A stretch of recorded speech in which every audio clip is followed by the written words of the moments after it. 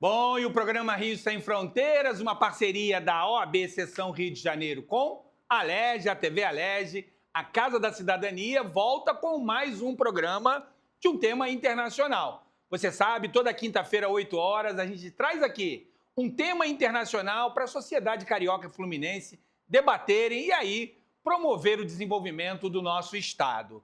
Bom, essa semana a gente está trazendo um tema que alimenta sonhos e ideias e que traz sociedades mobilizadas em torno desse que é um dos maiores fenômenos esportivos do mundo, a Copa do Mundo. A cada 4 anos se reúnem seleções de vários lugares, de todos os continentes, para discutir e debater o futebol como um elemento-chave de desenvolvimento da humanidade. Assim tem sido ao longo de todos esses anos. Nós vamos discutir esse tema com uma pessoa que é, para mim, uma referência, não só no futebol, mas também na vida, por tudo que entregou em termos de um olhar diferenciado em relação a este fenômeno, o futebol. Eu não tenho outra forma de chamar senão Afonsinho. Afonsinho, prazer recebê-lo aqui no nosso programa. É uma honra tê-lo aqui debatendo esse que é um dos maiores eventos mundiais de esporte que traz o futebol para o epicentro do debate. E a gente sabe que ele agrega inúmeras questões e eu queria te ouvir inicialmente sobre isso. A importância do futebol como elemento de mobilização da sociedade ou das sociedades no mundo afora. Bom, boa tarde. O prazer e a honra é minha de poder estar mais uma vez com você.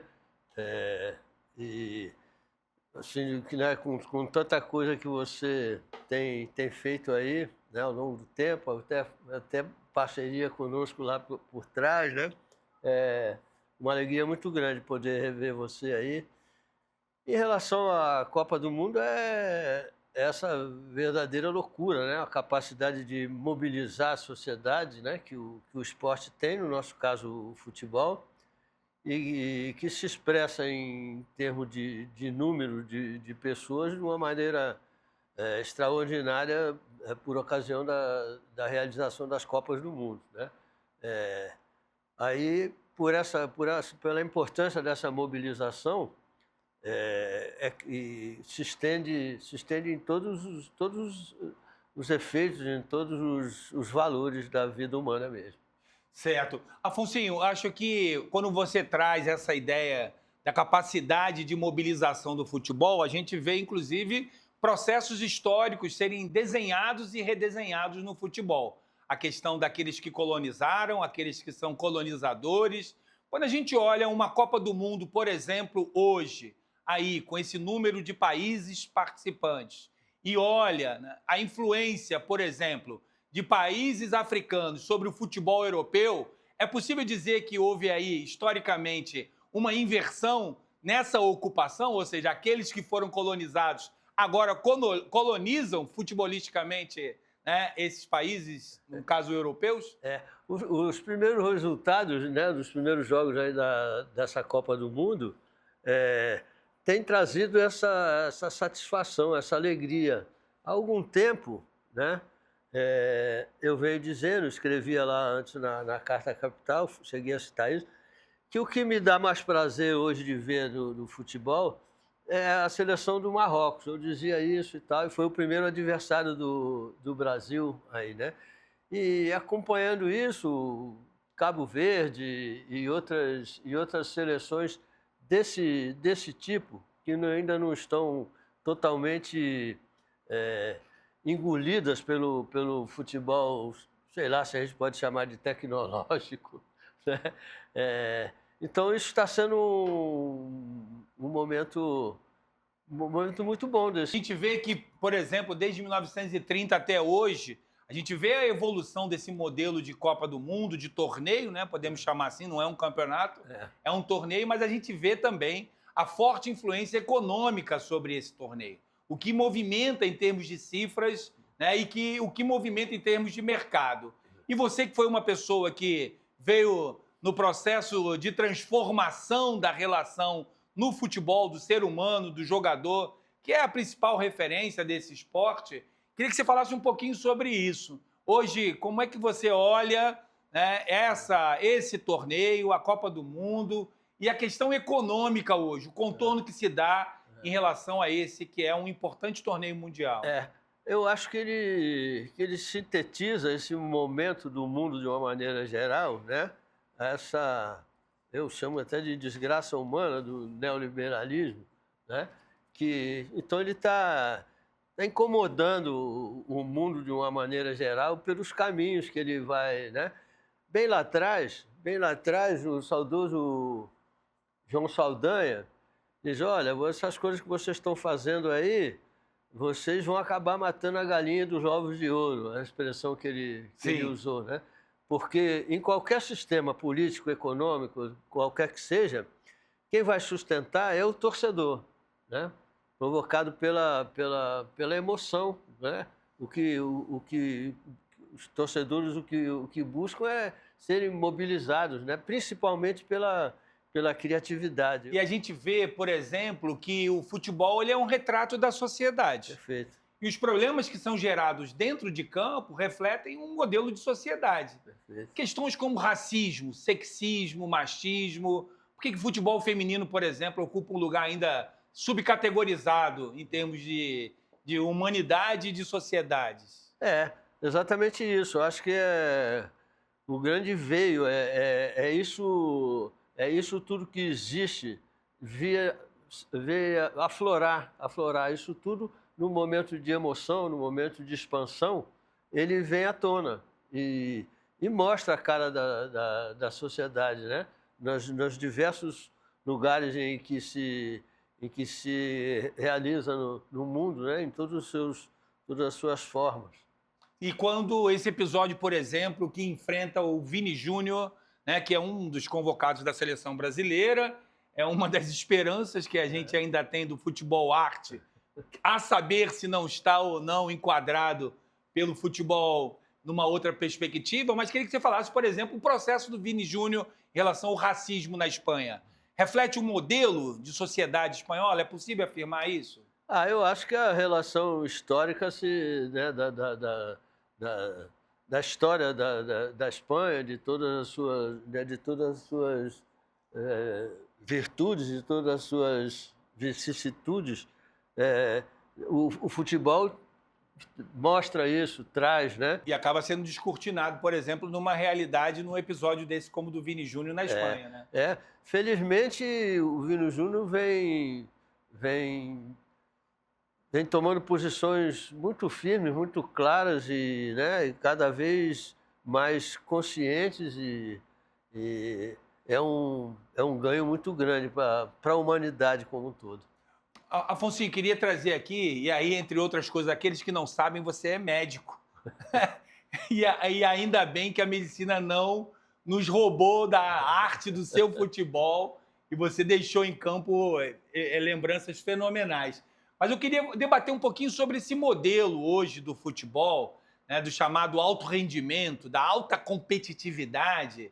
E como médico, como jogador de futebol, assim, é uma coisa rara, você consegue reunir os dois elementos para poder entender hoje, né, como é que se situa, onde é que a gente se coloca aí como um país que sempre teve a referência do futebol arte.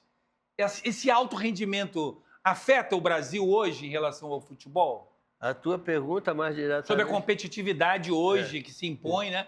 Alto rendimento e como é que isso afeta a questão, por exemplo, do nosso futebol arte? Exatamente.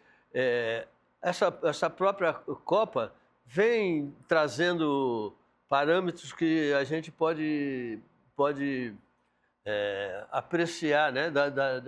Das equipes mais avançadas no plano econômico, dos grandes clubes dos países mais tradicionais e tal, né? Quando eles se confrontam com equipes que ainda têm a atenção voltada para a prática do jogo mesmo, pelo lúdico, pela alegria. O que interessa ao torcedor que sustenta em qualquer situação política e econômica o futebol é a busca da alegria. Nós temos até um time que chama Trem da Alegria, que acaba de fazer 50 anos. Pois é. E você acha que o futebol brasileiro sobrevive Porque a gente sempre foi identificado por uma capacidade de produzir, inclusive, atletas, né, jogadores, e outrora, hoje, que se reivindicam que sejam atletas, mas você acha que o futebol arte no Brasil sobrevive a essa imposição da alta competitividade? Sobrevive, mas a opinião pública vem se queixando muito sobre a qualidade. Muita gente fala, a seleção brasileira não tem tantos jogadores excepcionais destacados aí pelo mundo e tal, né? Embora nós tenhamos, sim, sempre, né? Não deixa de ser o país do futebol pelas dimensões e pela paixão que provoca na nossa gente, mas acho que há um prejuízo, mas isso é próprio de cada época, né? Tá. O futebol é uma forma de expressão. O jogador exprime aquilo que o momento da sociedade que ele está incorporado está se comportando, como essa sociedade está se comportando. E aí essa lembrança sua da intensificação né, da força física e tal, sobre a qualidade técnica e tal, isso é uma coisa que se discute sempre, né? Então, eu vejo dessa maneira, representa o momento da sociedade nos seus vários lugares em cada tempo. Bom, com isso fechamos aqui o nosso primeiro bloco do programa Rio Sem Fronteiras, debatendo a Copa do Mundo, o futebol como um elemento integrador e mobilizador de sociedades pelo mundo afora. Tem mais no segundo bloco, aguenta aí.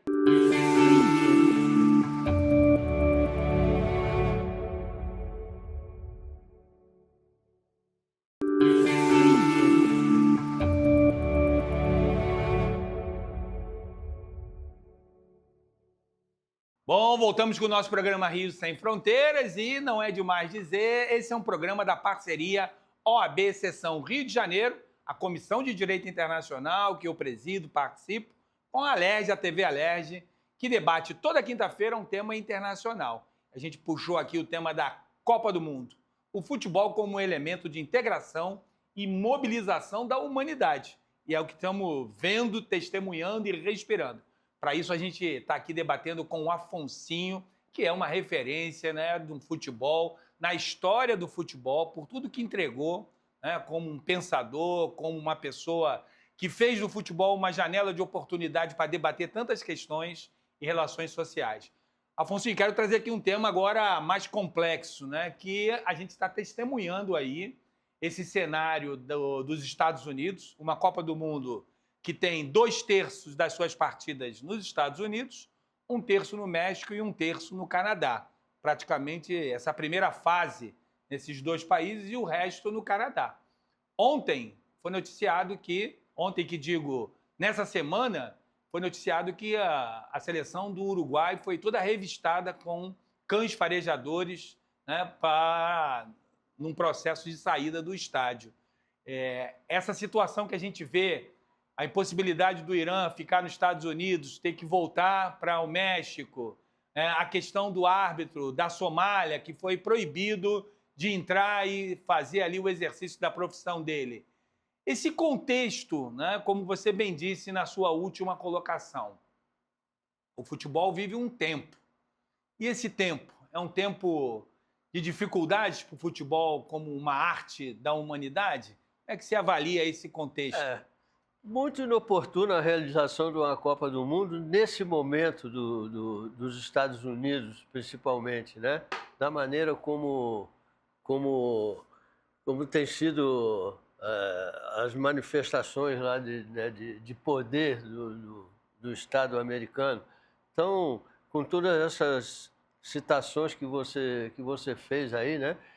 Isso contraria totalmente o sentido, né, primordial da existência do futebol. Aquilo que a gente dizia, quem vai atrás do futebol vai atrás da alegria, não de repressão, de opressão, de proibição. É uma forma de expressão o futebol. Quanto mais livre, ele vai ser melhor, mais bonito, né, e mais aceito. E aí, assim, a gente vê como um equívoco, talvez, né? Eu diria que sim, como você bem pontuou, realizar no momento da história em que os Estados Unidos se coloca numa perspectiva de ruptura, né, em estado Perfeito. de guerra com países, Isso. né, patrocinar, sediar, né, não é nem patrocinar, mas sediar uma Copa do Mundo que impõe um espírito, né, de anfitrião, de recepção, e aí faz disso uma janela de oportunidade para exercer autoridade e autoritarismo, e isso assim, vai na contramão do que é uma Copa do Mundo, como a gente testemunhou em tantos lugares, inclusive no Brasil, né? É um contrassentido completo, né? Manifestações que se chocam com aquilo que o, que o público vai buscar no futebol, né? Com essa paixão que a gente vê, né? A Copa sendo... Aqui para nós a Copa tem sido realizada no mês de junho, que é um mês de festa no Brasil, né? Sim. Então uma confraternização, né? Tão grande, tão bonita, colorida e tudo, né? Ser perturbada por esse tipo de ação repressora, né? E que busca fechar horizontes e não é um contrassenso em relação ao que o público vai buscar quando se apaixona por um esporte, no nosso caso, futebol. Ainda dentro dos temas complexos do futebol, Afonso, queria trazer para você essa ideia da seleção brasileira, como, por exemplo, o tema da camisa, né, acabou sendo apropriado ideologicamente, né, e esse sentimento nacional, né, não de nacionalismo, mas esse sentimento nacional, né, de pertencimento. Queria que você falasse um pouquinho disso. Você que jogou futebol nas décadas de 70 e 80, em que isso era uma coisa que, inclusive, naquele momento que vivíamos uma ditadura, mas isso era uma coisa que se trabalhava dentro de uma perspectiva territorial, né? Queria que você falasse um pouquinho sobre isso. A identificação, né? A identificação que fica criada pelo torcedor, né? Pelo espectador, tudo em relação aos que estão representando o seu território, né? Aquilo que cada um traz muito forte dentro de si, o pertencimento à sua... Houve uma pessoa que usou uma expressão, acho que foi o poeta José Carlos Capinã, que diz, a pessoa quando nasce parece que traz a terra junto com ela. Sim. Né? É uma forma bem própria de expressar isso, quer dizer, cada um defende o seu território sem distorção de falsos patriotismo, não se trata disso. É a verdade do seu dia a dia, o seu pertencimento ao seu ambiente, ao seu horizonte, né? E dentro dessa perspectiva, assim, hoje, você acha que a gente consegue ter uma seleção que tem essa capacidade de aglutinar, de trazer essa mobilização? Se nós fizermos fazendo um paralelo à década de 70, 90, 80, você acha... O que mudou? Por que a gente não tem essa sensação de pertencimento e mobilização tão grande como tínhamos no passado? Olha, eu acho que tem uma comparação, não para se aprofundar demais, mas que dá para mostrar, para estabelecer uma relação entre uma coisa e outra. A qualidade do futebol em si, da Copa do Mundo e da Champions League, onde estão os maiores jogadores, sempre que possível, né? Os grandes astros e tal estão nos grandes países da Europa, da Inglaterra sobretudo, né? Então, a qualidade do espetáculo da Champions League, ela é superior porque são que jogam juntos. Qualquer trabalho coletivo que você pratique, quanto mais tempo, mais aperfeiçoa. Assim é uma orquestra, assim são Sim, todas as manifestações, né? E isso não acontece em relação a uma Copa do Mundo. Por isso a gente dizia que a Argentina e a França têm mais possibilidades, teoricamente, porque são seleções que vêm pela terceira Copa repetindo um trabalho, né? E isso eu acho que foi um ganho desse momento brasileiro também, né? Quando renova o contrato da comissão, mostra que tem intenção de um projeto, de uma coisa. Não, você vai lá, se ganhar, vai para o céu, se não ganhar, tchau, vai para o inferno, e aí não leva a lugar nenhum. Quer dizer, então isso exprime bem qual é essa diferença. Quer dizer, é uma coisa, é um número muito grande de seleções, né? E, por um lado, pode alegar mais oportunidade, mas em relação à qualidade, né? Perde. Bom, a gente vai pegando a grande reta do nosso programa aqui, eu tenho que trazer para dentro das 4 linhas, não adianta, eu não vou sair daqui sem ouvir alguma coisa, sem bater uma bola, sou um goleiro, afinal de contas, né? Na tua opinião, que desenho se tem aí nessa Copa do Mundo hoje? Pelo que eu estou entendendo, a tua opinião é que o Brasil vai cumprir tabelas e formalidades, não é um favorito. Não. Não é, né? Favorito não, eu acho que... favorito não, por isso que a gente estava dizendo, existem trabalhos, né? Além daqueles tradicionais, que já, né? A Alemanha, Espanha, alguns países já têm aquela tradição mesmo, são tradicionais, já vem nessa batida, né? E uma coisa que chama a atenção, e que é uma provocação para nós brasileiros, pela terceira Copa do Mundo, a Itália está ausente. Isso que eu acho que é um sinal de alerta muito grande para nós, né? Sim. O que é preciso se aprofundar na análise disso aí, ver como que o país que era o Eldorado do futebol, né? Era o caminho preferido, né? O que hoje está na Inglaterra, verdade. Principalmente, não sei o quê, né? Verdade. Isso era a Itália. A ambição dos jogadores que mais se destacavam Zico jogou seria na Itália. para a Itália, né? E o que aconteceu? Que, de repente, pela terceira... além de ser um povo conhecido pela sua paixão, pelo seu arrebatamento, como é o povo italiano, né? É uma coisa que precisa ser vista com cuidado, porque a gente precisa cuidar do nosso futebol. Aquilo que a gente dizia, né? Relembrando o Saldanha, quer dizer, você tem que cultivar o povo, que é o que sempre sustenta, o torcedor. E não é só aquele rendimento e os novos meios de comunicação e a evolução e tudo. Isso é sempre bem-vindo, mas é preciso estar atento, cultivar essa paixão, esse interesse, porque não é online, mas as formas que vão transformando, né, economicamente as relações dentro do esporte, elas podem provocar no torcedor. Por exemplo, cara, eu saio de casa, pego uma condução, vou para um jogo que é tarde, um dia de semana, tenho que trabalhar, não sei o quê e tal. E o clube tem dono, quer dizer, vou lá e brigo e me exalto e minha paixão, e eu estou produzindo riqueza para um ou dois ou três ou uma meia dúzia, né?